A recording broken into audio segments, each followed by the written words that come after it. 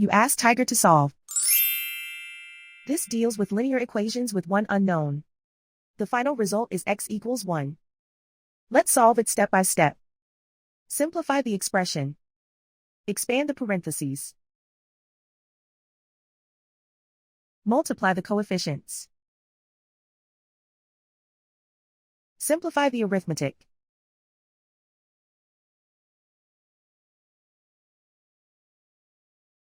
Group all constants on the right side of the equation. Add 10 to both sides. Simplify the arithmetic.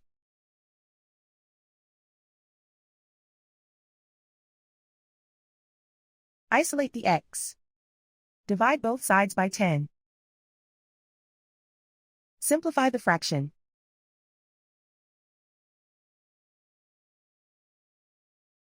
And so the final result is x equals 1.